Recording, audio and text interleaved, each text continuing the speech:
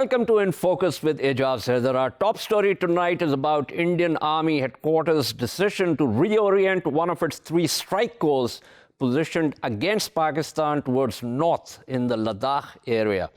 2 infantry divisions of India's 1 corps will be pivoted north, while the armored division of the corps will be utilized as strategic reserve. Indian planners say the decision has been made for 2 reasons. One, 2013 plan to raise a China-specific mountain strike corps got stalled in 2018 for lack of funds. 17 Corps, as it was designated, has only 1 division, and its role has also been changed. Its 2nd division, which was to be based in Pathankot, never materialized. 2, the Leh-based 14 Corps has 1 infantry division and a mountain division, and they're not sufficient to man the nearly 800-kilometer-long line of actual control in Ladakh. Indian military experts also say that the reorientation of 1 corps signals the belated but important realization that India's primary threat is from China, not Pakistan. The move indicates that Sino-India relations are now stuck in an adversarial and quite possibly a conflictual framework. While India does not have the tools to confront China militarily, could the adversarial framework mean further closeness between the United States and India? The U.S. ambassador to India has already indicated that the U.S. helped India during the Ladakh crisis, though he refused to give any details of the nature of U.S. help. But it is clear which side the U.S. will weigh in case things go south. How does China intend to respond to this move by India or a U.S.-India collusion? To discuss this, I'm joined by Lieutenant General Ghulam Mustafa, a former Corps Commander of Pakistan Army, and Mr. Einar Tangen. Mr. Tangen is a political and economic affairs commentator based in Beijing. Thank you to both my panelists. Before I expand the discussion to the sort of political strategic aspects of it, I want to get a sense of the ground situation. So let me go to General Mustafa here. General Mustafa, how do you look at this development, given the current order of battle of the Indian Army, where the maximum number of fighting formations are actually positioned against Pakistan? But it's a significant move for a Pakistan-specific strike corps to be pivoted north, facing Ladakh. True, I think this is something that the Indians have yet not come to grips with. I read your article, we have been on the dot all through. The 2 major issues that Indians have yet to come to grips with. One is that in the strategic realm, they've always been in the numbers game, have been in the favor, overwhelming the opposition, sheer numbers, but certainly caught up against China, for which it was never prepared. The entire force structure has also, their fighting philosophy was geared against Pakistan. But China is another ball game here. Also, that this is 1 corps that they moved in there is just going to be gobbled up by the terrain itself. The terrain, and that you are aware, in the mountains, they have a way of it put in there. Whereas China, on the other hand, has a very major advantage. They came up fully prepared with a backup, with the logistics, and with the support system that is required to conduct battles in this kind of high altitude. For all their bravado, I don't think so Indians are ready for it. There's a major disconnect between the senior leadership and also at the level of where the actually battles are fought in the mountains, the tactical levels. There's a very major disconnect between them. They haven't yet come to grips with that. And that is where I think is a major flaw.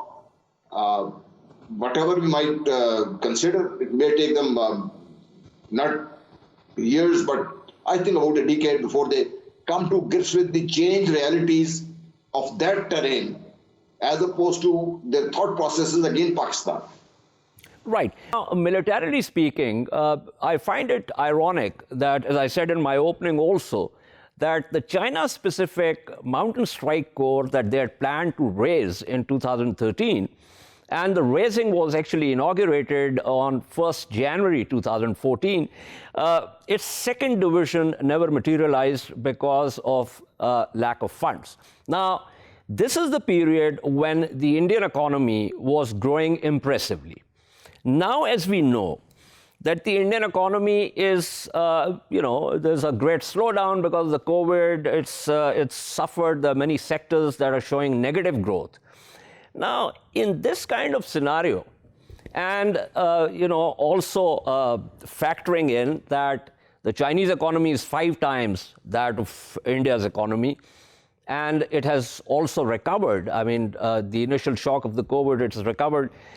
So give me a sense of how they are going to hard man this border, because it's going to have a lot of capital cost and recurring operational costs. Ijaz, this is something that, you're very right in that sense. Not only the economy. If you look at the way the internal situation is evolving, the kind of problems that this government has come up with, its own creation, given that kind of a background and the kind of economy that they're talking about, and also the kind of environment, the kind of enemies that they think they are fighting. Two-front war is easier said than done. I mean, it's totally different when you come to it. Raising this force, getting it to the job, getting it oriented to fight that kind of a battle, and fighting against an enemy which is superior in numbers in all respects. That is where I think the crunch will come. And this is something that is going to drain them, not now, continuously for all, as long as they have to confront China and Pakistan that way. Because it's not only raising this one core that will matter. It will maybe materialize in another 2, 3, 4, 5 years' time. As you said very rightly in the article also, that the recurring costs and the infrastructure that is required. But then, on the other hand, the Chinese just have to raise the entire cyclic, and India will be forced into that kind of a cyclic expenditure that any nation can ill afford, and more so India because of the situation that we said. A final question, Mustafa. As I mentioned also, it's just throwing the numbers. It means something, but it goes only this far and no more. Now, the Chinese military modernization has actually focused on emerging technologies, artificial intelligence, cyber, electromagnetic spectrum. These are capabilities, and China is basically modernizing, frankly, not for a fight against India, but against defending itself against the U.S. military. Now, given that, sort of level, it seems to me that it's going to be a tough ask for India to do catch-up. Also, as I said earlier, given the sort of differential between the two economies. I mean, catching up is always a difficult problem. And particularly when you have your ambitions are greater than what your size allows you to be. That is a factor that will come into play as we increasingly come into play as we see things evolving. The Chinese philosophy, is totally different. Chinese have come out with a totally reorganized force structure at the theater level. And like you said, they are not considering India as the major enemy. And the strategy papers coming out of Washington about a year back, they also are talking of fighting China and Russia together. And India in that case will only be reduced to kind of a supporting role. Another issue that the Indians will face, that while China is primarily a land-based strong armed forces, America on the other hand is purely, not purely, but mostly dependent on this naval strength and the air strength. When you compare the two, there you realize that India in its present shape, and even in the support role, will have a very serious problem because its own responses that can come up with can be easily choked by the power that is confronting. And they can't rule out Pakistan coming into play at any stage. And Pakistan, with the kind of force structure that we have, I think Indians have a very... Right. Thank you so much. That was General Ghulam Mustafa speaking with us. Let me go straight to Mr. Tangen here. Mr. Tangen, as I said in my opening, These are signals that sort of define the framework, which is essentially adversarial and, as I also said, could be conflictual. Now, I know I've interacted with you, with other Chinese experts on this program, and the talk has always been, look, China doesn't want to aggress against anyone. But obviously there are exogenous actors. The state actors act in a certain way, and then one has to react. So give me your sense of how you look at this development of this reorientation of a strike corps towards north. Hey, Jess, I think you really have to see this as political. Remember, Modi is on intense pressure right now because of the farmer situation, the protests that are going on outside his store. And he's also been under fire from people even within his own BJP party who are saying that the Chinese are the aggressors and that they've taken land that belongs to India. So I think most of this is just window dressing. He's trying to look tough. Make people, assure people that he's willing to do what's necessary. I don't really think there's any serious question of these two going to war deliberately. Accidentally, always there's a possibility. Remember, China's armaments are indigenous to them. Their supply chain is very efficient. And they control it all. India would have a very difficult problem just purely in supply. I mean, they're United Nations in terms of where they get their armaments for, missiles from the U.S., from Russia, tank parts from all over the place, guns, it's not indigenous. It would be very difficult. But there is this real problem of trust. The Chinese see the moves by India, especially the taking the situation in Kashmir, redrawing of those maps, and then the statement by a senior minister in the Lok Sabha saying that he would not rest until lands that were currently under control by China were back in Indian hands, as if they belonged to India. And then this last part, these road construction, which were not for civilian use, they were to link a strategic airport, air base with an area where they had a forward army base. So the Chinese, took this as another example of 1962, where India was inching forward, hoping that China would not do something and that they could gain the upper hand. China pushed back. And now we're in this kind of Mexican standoff situation. Right. Stay with me, Tangen. I am also joined by Dr. Kamran Bokhari, who's Director of Analytical Development at the Center for Global Policy. Kamran, thank you for being on the program.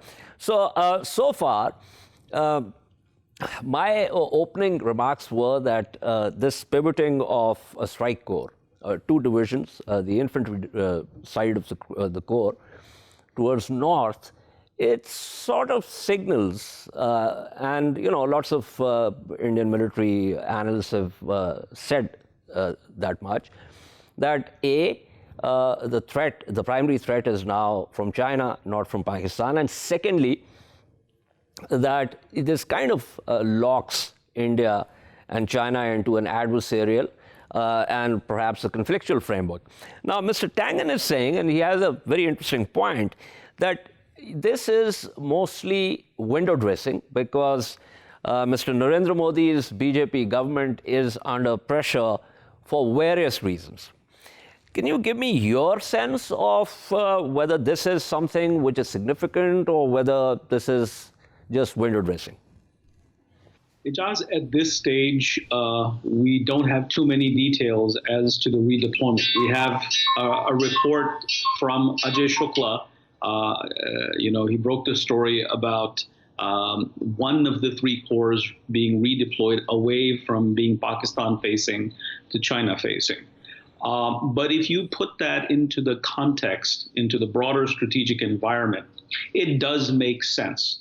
Obviously, it takes a while for an entire corps to be redeployed. It's not like you announce it and they pick up bags and they're there the next day or whatever. It takes time for this to actually be finalized. But I do sense that the Indians are sort of readjusting their military posture because of the developments on the border with China, especially what happened last June. And then you see these reports in the Indian media about, movement of, Chinese military forces in the other on the other end of the Indo-China border in Arunachal Pradesh, which is in the northeast. And so if this is happening, and this is how the Indians are reading the situation, then it makes perfect sense. And then, of course, the Indians know the closer they get to the United States in terms of an alignment which has a stated objective of countering China, then they need to do this. Now, so I'm not sure I'm convinced of Mr. Tang's window dressing argument. Now, I agree with you. A corps, two infantry divisions of one corps don't just up and move from point A to point B.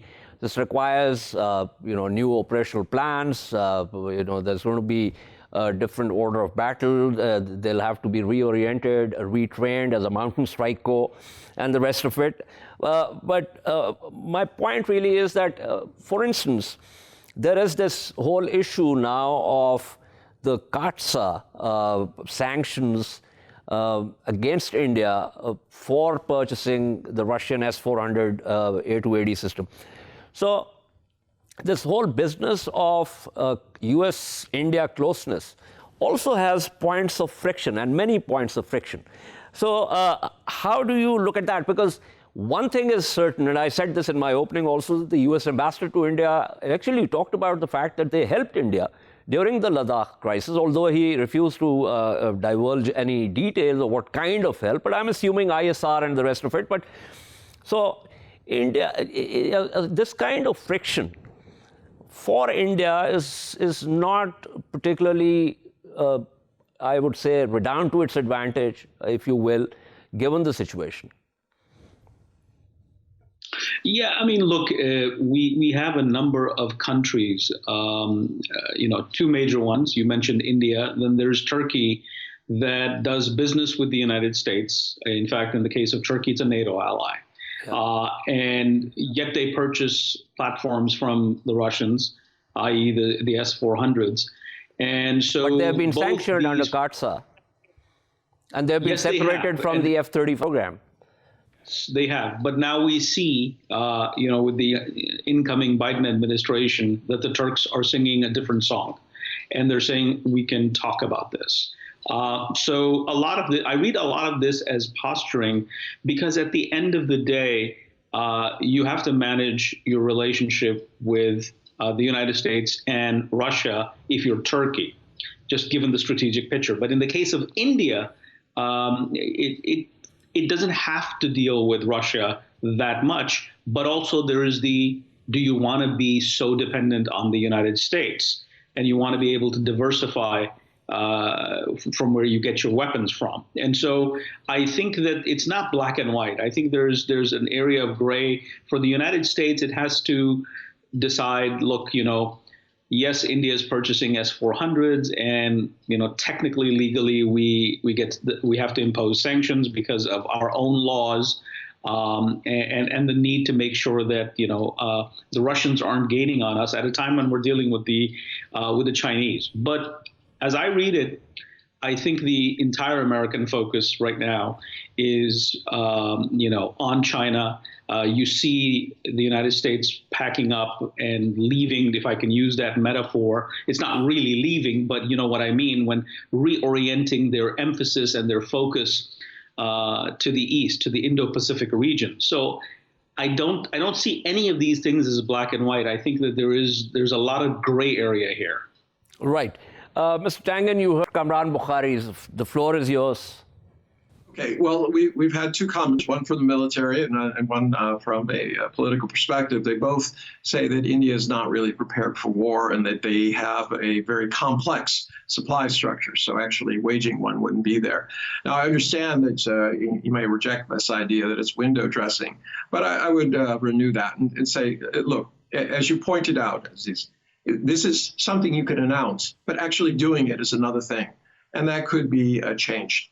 Now, there's another reason behind the window dressing, and that is with Biden coming in, with that white paper that was recently declassified and used. It's very clear that there's a bipartisan support of enmity against China, that China is the new evil source in the world, and they need to be prepared to fight it. They want to use, just as they did in colonial days, this idea of pitting one Asian neighbor against another. Why? Because you divide and conquer. Very, very simple. And, by moving or announcing that he was going to move forces to this area and, towards China, I think this is also aimed at the Biden administration, showing that India is prepared to do what is necessary to be the kind of front end of the spear in case there is anything. Remember, the U.S. is far, far away. So, there are those things. Now, remember, India is girding themselves up for the attacks that are inevitably going to come about Kashmir. There are a lot of people, Kamala Harris is included, who feel that the situation is not there, that there are human rights violations. And it's very clear that they're trying to do what is necessary to soften that particular blow by saying, look, you might not like what we're doing there, but you're doing your work, vis-a-vis China. So I do think a lot of this is window dressing. There's no intent or desire by either side to have a war, a deliberate war. So at this time, you have to read it in political terms. One final question, Mr. Tangen. There is another issue here, which doesn't really enter the discussion, which is that one of the things that India is constantly saying about the line of action control is that, the Chinese have ingressed on our side. Now, there is a major legal and technical problem with the idea of this being their side or their territory, because this is a disputed area. Ladakh is part of Jammu and Kashmir. It's a disputed area. This dispute is on the agenda of the United Nations Security Council. So give me your sense of, if you assail the issue from that perspective, how would you look at that? Okay, well, India has disputes with all its neighbors over land control. You and Pakistan, of all groups, know that. They're not an easy neighbor to deal with. And they are very assertive when it comes to, quote, what is theirs. Where that's based on historically, you can go back and forth. In terms of the Security Council, it can be introduced, it can be supported by everybody. Remember, in the end, Russia and China will join together to veto any kind of real action.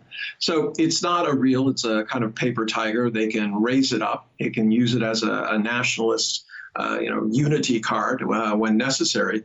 But the fact is, this whole issue isn't even, on the fourth page of Chinese news. There's just nothing about it. All that you hear is coming mostly from the Chinese side, occasionally from the international side. But in China, they're much more concerned about the relationship with the incoming Biden administration, with the U.S., and with economic issues and COVID-19, not lines in the sand in areas that you could not possibly live in at altitudes that would kill you. So it's not really a real issue. It's something that's being made up, I think, for political purposes, mostly on the Indian side. I've said this many times on Indian TV, and I stick to it. Right. Thank you so much. That was Mr. Einar Tangen speaking with us. Kamran, before I wrap up, now here's the thing.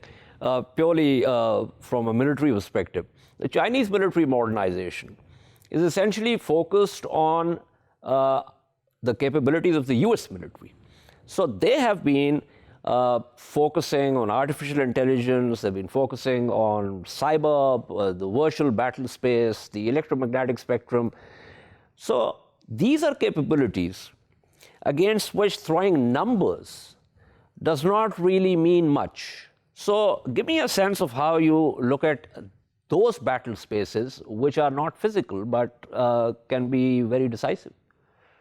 Yes, I mean, look, eventually we're going to get there where, physical war will be, a component of the overall battle space. So you're absolutely right. But I think that we're not there, and the Chinese capabilities are still in development.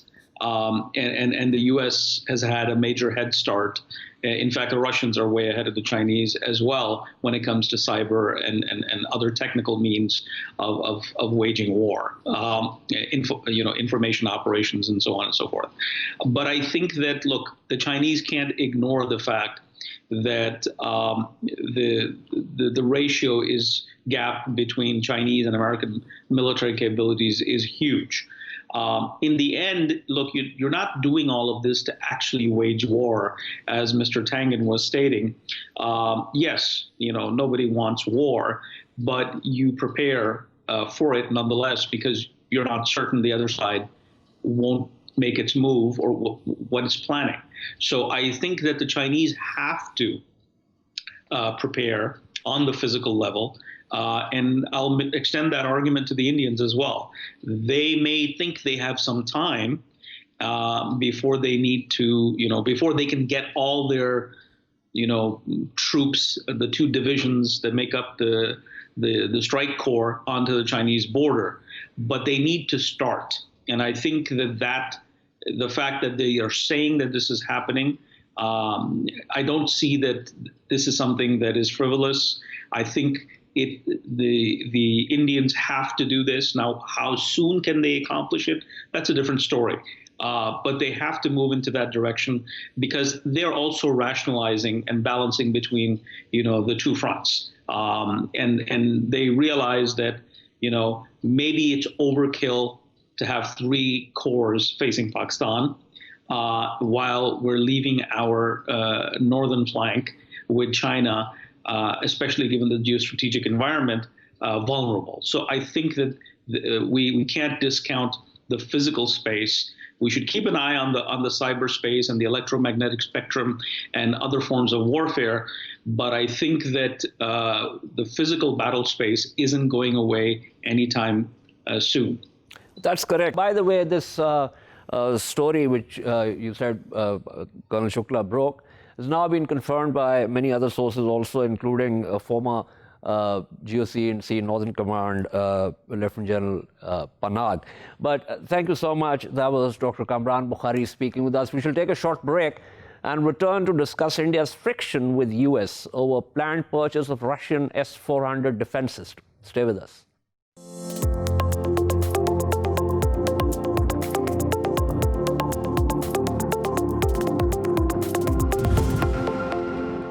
Welcome back to In Focus. Reports suggest rising friction between India and the United States over India's purchase of Russia's S-400 A2AD system. According to Reuters, the United States has told India that it is unlikely to get a waiver on its planned acquisition of Russian S-400 system. The US has already sanctioned Turkey, a US ally and NATO member, and separated Ankara from the F-35 program also. A 2017 US law countering America's adversaries through Sanctions Act, CAATSA, sanctions North Korea, Iran, and Russia, and also prohibits other state parties from dealing with these countries. India had hoped to avoid being sanctioned, given the broader scope of its relations with the US and growing strategic closeness with Washington. The Indian Foreign Ministry spokesperson was also quoted as saying that India and the US have a comprehensive global strategic partnership. India has a special and privileged strategic partnership with Russia. On the US side, a US embassy spokesperson has said, I quote, "We urge all of our allies and partners to forgo transactions with Russia that risk triggering sanctions under the CAATSA. CAATSA does not have any blanket or country-specific waiver provision," unquote. To discuss this further, I am joined by Dr. Sameee Lalwani, Senior Fellow and Director of the South Asia Program at the Stimson Center in Washington, D.C. Sameer, thank you so much. So let's see what we have here. We have Section 231 of CAATSA, which requires that the President impose sanctions. And we have Section 235 that describes the sanctions that may be imposed. Now, there is also another law, which is Section 1294 of the John S. McCain National Defense Authorization Act for fiscal year 2019, NDAA, which permits the president to exercise the waiver authority established in CAATSA if he can certify that the waiver is fundamentally in U.S. national security interest. Now, I remember when this began, there was a lot of talk in the Indian media which focused on this particular sort of waiver. So give me your sense of where the situation stands and how you think it's likely to unfold. I think, I read the same report that you did from Reuters, and I think my read is that this is not really an imminent problem. It's clearly going to be a challenge for U.S.-India relations because of sort of the looming threat of sanctions from CAATSA. But it doesn't seem to be imminent. I mean, the sourcing sort of talks about, how Biden administration officials would continue to maintain it. And I don't think there are no Biden administration officials currently in position, and I don't think they'd be commenting on this. So my guess is what it's likely speaking to is civil servants who are continue to serve in U.S. government, saying that this is the letter of the law, and they're all correct about that. That said, I do think a waiver is plausible for a couple of reasons. I mean, the primary design of CAATSA was to constrain particularly Donald Trump from embracing Russia in a way that I think a lot of members of Congress, both Republican and Democrat, thought was inimical to U.S. interests. And so it was designed for a particular actor.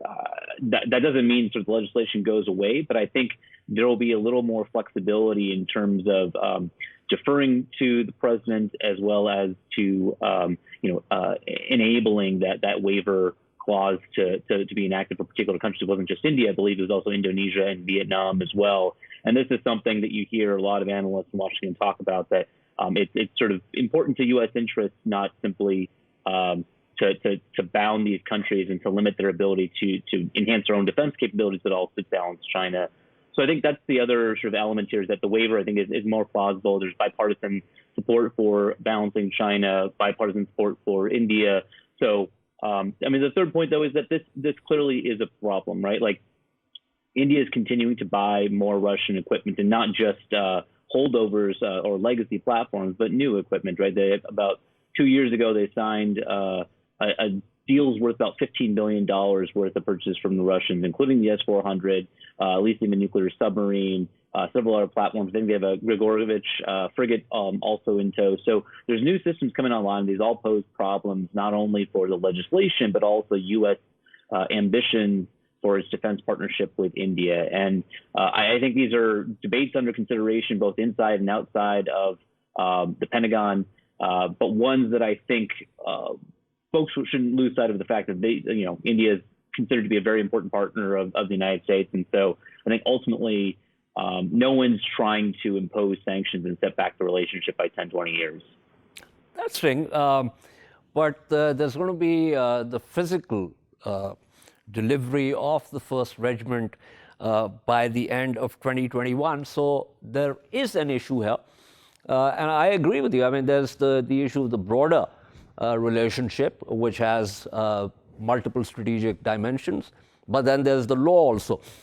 Interestingly, Stimson Center with ORF, you guys did a series of dialogues with reference to a number of issues, including the U.S. India Defense Technology and Trade Initiative. Now, and I'm actually quoting from the findings of the report from the Stimson website. And there's the U.S. concerns, which say that this in part stems from U.S. fears that Indian acquisitions aid and tacitly endorse Russian revisionist belligerence. On the Indian side, your report mentions that the Indians justify New Delhi's relationship with Moscow on 4 counts, ensuring continued access to spares and maintenance for India's vast stock of Russian arms, which makes eminent sense given that Russia has been the major exporter over many, many decades, gaining geopolitical support in multilateral institutions and slowing the Russia-China defense technology relationship. and potentially driving a wedge between them, which is terribly optimistic, if you ask me, and is more a red herring than anything that's likely to happen. And finally, accessing or jointly producing Russian weapons technology for, again, you mentioned that, nuclear submarines, advanced cruise missiles, et cetera, et cetera. So the law, the U.S. Compulsion of having India as a strategic partner, and the Indian compulsion of not breaking away from Russia. So how does one square this rather complex triangle? Yeah, it's going to be a very careful dance, I imagine, over the next year and maybe several. You're right, the S-400 is supposed to delivery scheduled for later this year. I don't think it poses the same problem, for example, as Turkey, right? Because Turkey was set to receive the F-35. It was part of the production development process.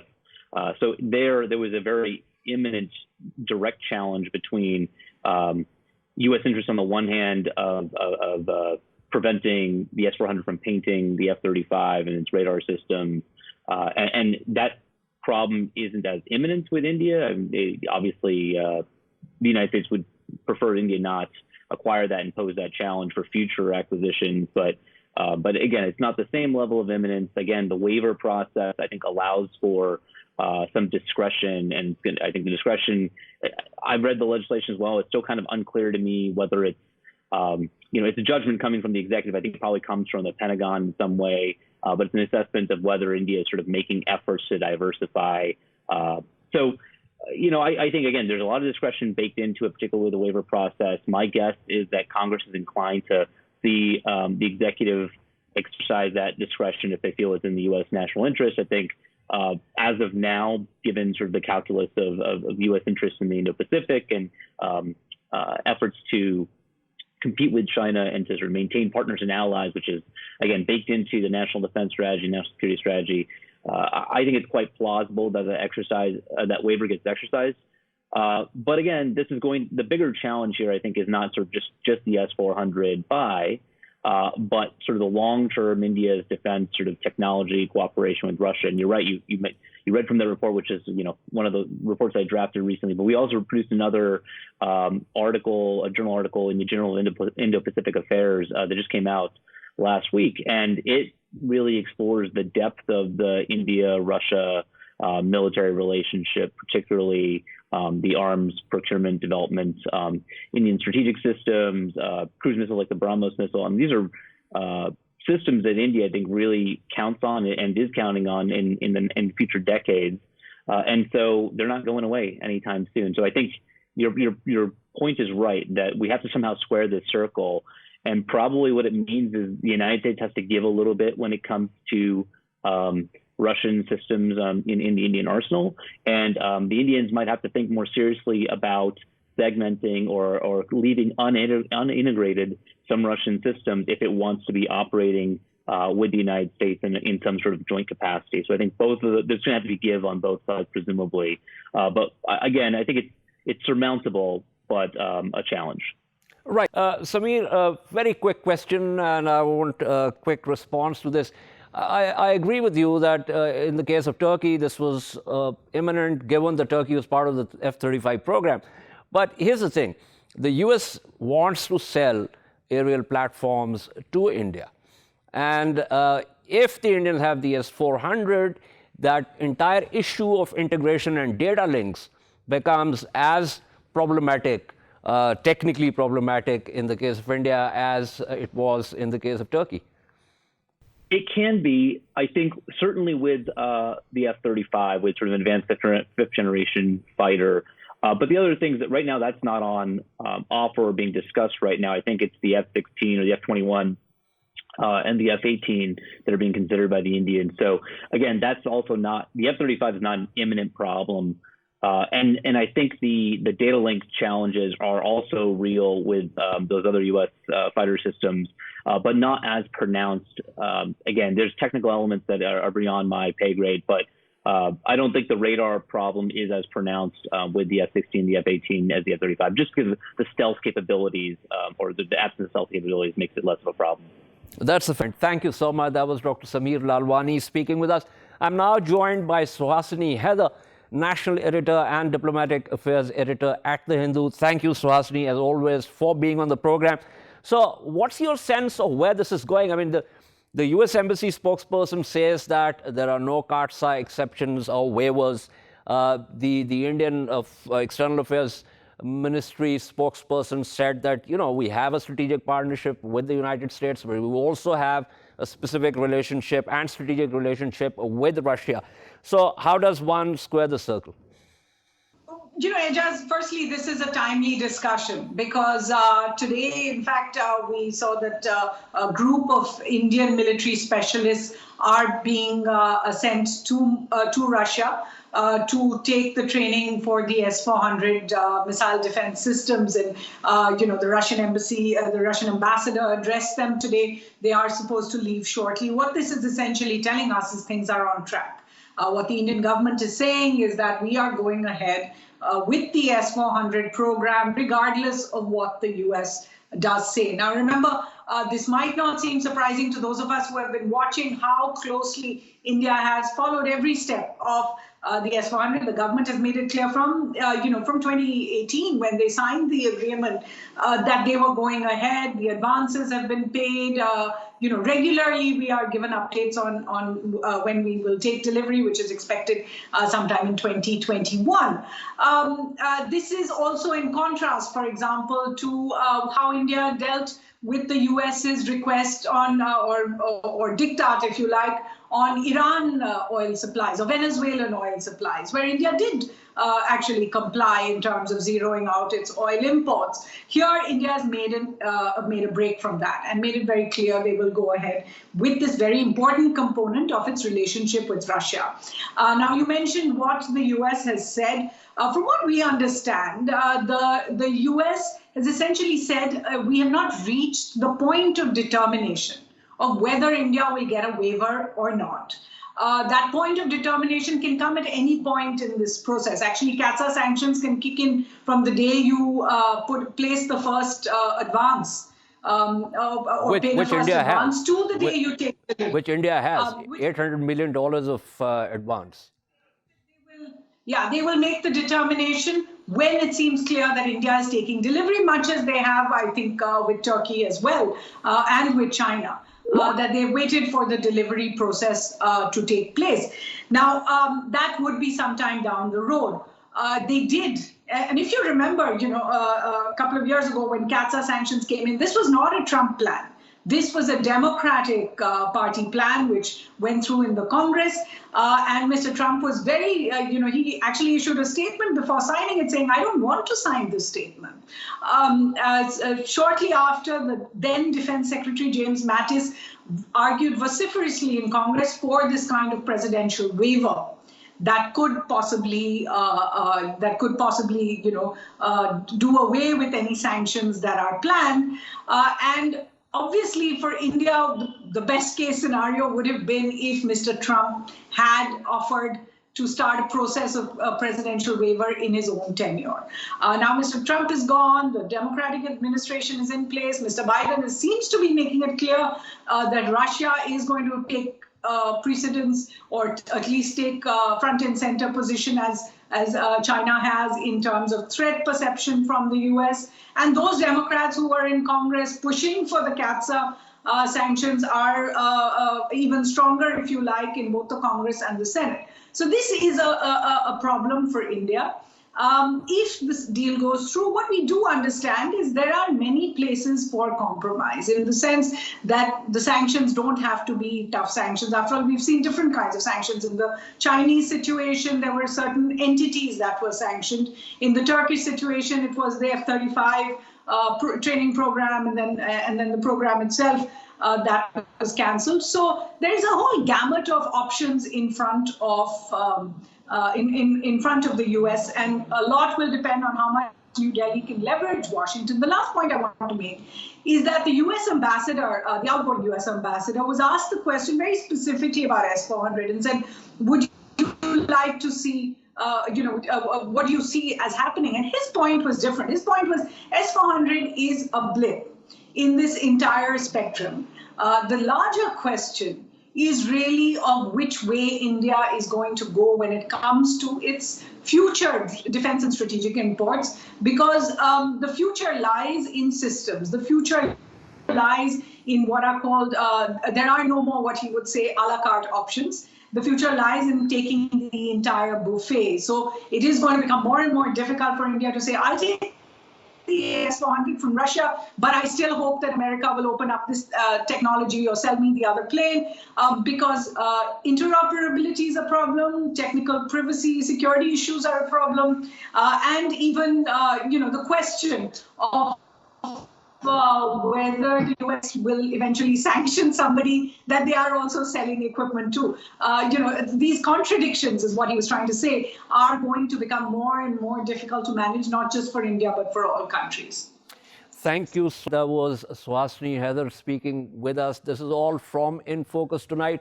We shall see you tomorrow at the same time. Keep following our latest updates on social media at indus.news. Good night and goodbye.